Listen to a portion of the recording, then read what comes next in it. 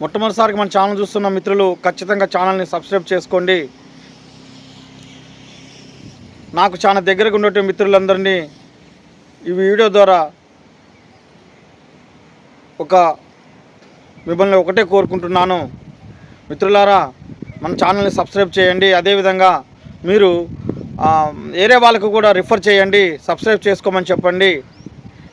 అంతేకాకుండా నన్ను చాలా మంచిగా అభిమానించేటువంటి మిత్రులు కూడా సబ్స్క్రైబ్ చేసుకోవటం లేదు, చేసుకోకుండానే చూస్తున్నారు. చూడండి మిత్రులారా, మీ ఇండ్లలో ఒక్కొక్క ఇంట్లో ఖచ్చితంగా 2-3 మొబైల్స్ ఉంటాయి. మరి ఆ మొబైల్స్ ఉన్నప్పుడు ఖచ్చితంగా వాటిల్లో కూడా సబ్స్క్రైబ్ చేస్తే మరి నాకు కూడా ఉపయోగకరంగా ఉంటుంది కదా, మీరు కూడా నన్ను ప్రోత్సహించినట్టు ఉంటుంది అనేది మీరు కూడా అర్థం చేసుకోవాలని కోరుతున్నాను. ఇక మిత్రులందరికీ నమస్కారం. ప్రభుత్వం అంటే ప్రజలు. ఈ ప్రభుత్వం ఎలా నడుస్తుంది అంటే ప్రజలు కట్టినటువంటి పన్నుల ద్వారా వచ్చిన ఆదాయంతో ఆ ప్రభుత్వ పరిపాలన అనేది కొనసాగుతున్నది. ఇదంతా మనకు తెలిసినటువంటి అంశం. ఈరోజు ఎక్కడ ప్రభుత్వ బిల్డింగ్లు కట్టినా, లేకపోతే బ్రిడ్జీలు కట్టినా, రోడ్లు వేసినా, కరెంటు ప్రజలకు ఏ సౌకర్యాలు ఏర్పాటు చేయాలన్నా అది ప్రజల డబ్బుతోటే చేస్తారు. ఇది అందరికి తెలిసినట్టు ఇంకొక అత్యంత ముఖ్యమైనటువంటి విషయం. దాంట్లోనే ఒక అంశాన్ని మీ అందరి ముందు పెడుతున్నా. నాకు అది డౌట్ వచ్చింది, అది కరెక్టో కాదో కూడా మీరందరూ కూడా చూసేటువంటి ప్రతి మిత్రుడు, ఈ వీడియోని చూసినటువంటి ప్రతి మిత్రుడు కూడా కామెంట్ సెక్షన్లో మీరు కామెంట్ చేయాలని కోరుకుంటున్నాను. మరి ఈ ప్రభుత్వ డబ్బుతోటి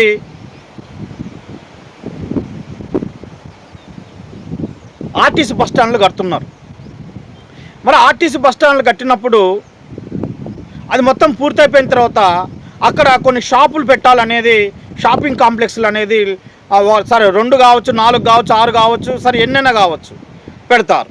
పెట్టినాక ఆ షాపులను ఏం చేస్తారా అంటే వేరే వాళ్ళకి లీజుగా ఇవ్వటమో లేకపోతే రెంట్కి ఇవ్వటం అనేది జరుగుతూ ఉంటుంది. మరి ఇచ్చి వాళ్ళకి షాప్ ఇచ్చిన తర్వాత వాళ్ళు ఏం చేస్తారంటే అక్కడ నుంచి వచ్చినటువంటి ప్రయాణికులందరూ కూడా వాళ్ళ అవసరం నిమిత్తం వాటర్ బాటిల్లో, బిస్కెట్ ప్యాకెట్టో, ఇంకొకటో కొనుక్కోవాలన్న ఉద్దేశం మీద ఆ షాప్ కాడికి వెళ్తారు. ఆ షాప్ కాడికి వెళ్ళినప్పుడు ఇక్కడ ఒక 5 రూపాయలు బిస్కెట్ ప్యాకెట్ ఉంటే వాడి దగ్గర 10 రూపాయలు ఉంటుంది. బయట 20 రూపాయలు వాటర్ బాటిల్ కూడా కొనుక్కుంటుంటే వాడి దగ్గర 25 రూపాయలు వాటర్ బాటిల్ ఉంటుంది. మరి అది ఎంతవరకు కరెక్ట్ అలా అమ్మటం అనేది? అలా అమ్మటం అనేది అక్కడ ఉన్నటువంటి డిపో మేనేజర్కి తెలియదా, లేకపోతే అధికారులకు తెలియదా, ఈ ప్రభుత్వాలకు తెలియదా? మరి వాళ్ళకి తెలిసినప్పుడు ఆ వ్యక్తి అలా అమ్ముతుంటే అతన్ని కూడా ఏమనకుండా ఉండటం కూడా ఎంతవరకు కరెక్టు?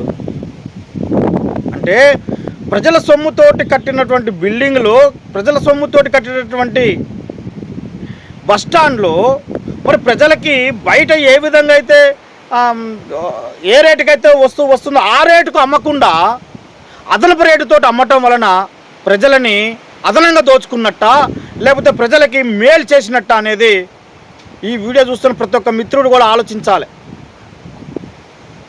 ఇది ఎంతవరకు కరెక్టు? పోనీ ఆ షాప్ వాడు ఏమన్నా ఆ బస్టాండ్ కట్టేటప్పుడు వీడేమన్నా ఆ దాంట్లో అయ్యే ఖర్చు పావుభాగమో 10% ఏమన్నా వీడేమన్నా డబ్బులు ఇస్తున్నాడా? ఇవ్వట్లేదు కదా. అలాంటప్పుడు వాడు ఎక్కువ లాభం పొందుతున్నప్పుడు అది ఎవరు? ప్రజల సొమ్ముతోటి నిర్మితమైనటువంటి దాంట్లో వాడు షాప్ పెట్టుకొని వాడు ప్రజల దగ్గర ఇంకా అదనపు సొమ్మును గుంజుకుంటుండంటే ఇది కరెక్ట్ కాదనేది నా యొక్క అభిప్రాయం. ఎందుకంటే ప్రభుత్వాలు ప్రజల యొక్క బాగోగులు చూడాల్సినటువంటి బాధ్యత వాళ్ళ మీద ఉన్నది. వాళ్ళ మీద అదనపు భారాలు పడకుండా ప్రజలను కాపాల్సిన బాధ్యత కూడా ప్రభుత్వాల మీద ఉన్నది. ప్రభుత్వాల మీదే కాదు, అంతేకాకుండా అధికారుల మీద కూడా ఉన్నది. మరి ఇటు అధికారులు నిమ్మక నీరెత్తినట్టున్నారు, అదేవిధంగా ప్రభుత్వాలు కూడా ఏం ఆలోచించలేనటువంటి పరిస్థితిలో ఉన్నది. సరే వాళ్ళు ఎవరు ఆలోచించలేదు, మరి ప్రజలు కూడా ఆలోచించాలి కదా. ప్రజలు కూడా వాళ్ళు కూడా ఇప్పుడు 5 రూపాయలు 10 రూపాయలు అని అంటే ఎంత ఇబ్బందికరంగా ఉంటుంది చూడండి. అంటే ప్రజల సొమ్ము అదనంగా దోచుకోవడమే కదా. ఇది ఇది అనేది ప్రతి కామన్ మ్యాన్ కూడా ఆలోచించాలి. ఆలోచించిన నాడు మాత్రమే మనకు సొల్యూషన్ అనేది దొరుకుతుంది. అది కరెక్టా అనేది మీరందరూ అర్థం చేసుకోవాలి. మన ఛానల్ చూస్తున్న మిత్రులు ఖచ్చితంగా ఛానల్ని సబ్స్క్రైబ్ చేసుకుంటారని కోరుకుంటున్నాను.